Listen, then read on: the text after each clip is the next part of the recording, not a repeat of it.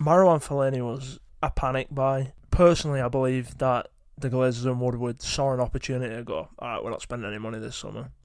And they've probably said that to Sir Alex, and Sir Alex has gone, all right, and this team needs, going again, building to go again over the next 4 year cycle.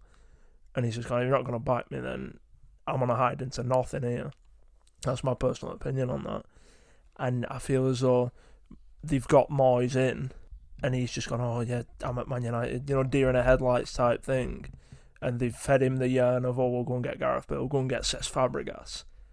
And then once he realised those players weren't available, it was, all right, I'll just start going to Everton and get Marouane Fellaini.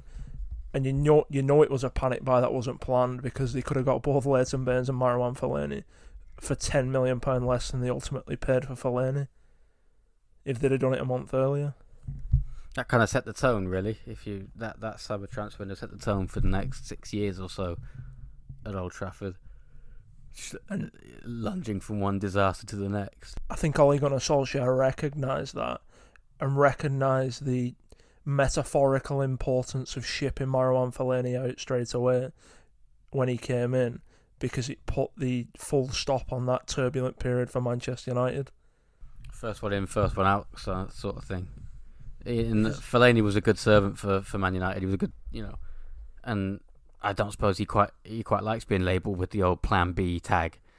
No, he didn't get the credit he deserved at United, because he tried his best, and particularly against Bayern Munich at Old Trafford in that quarter-final of the Champions League under Moyes in 2014. I thought he was the best player in the park for the first 70 minutes.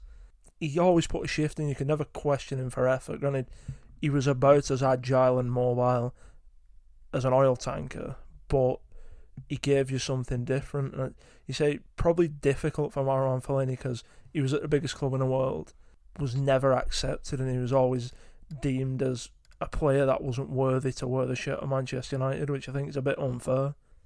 It was just a comedy of errors, I think, at that time.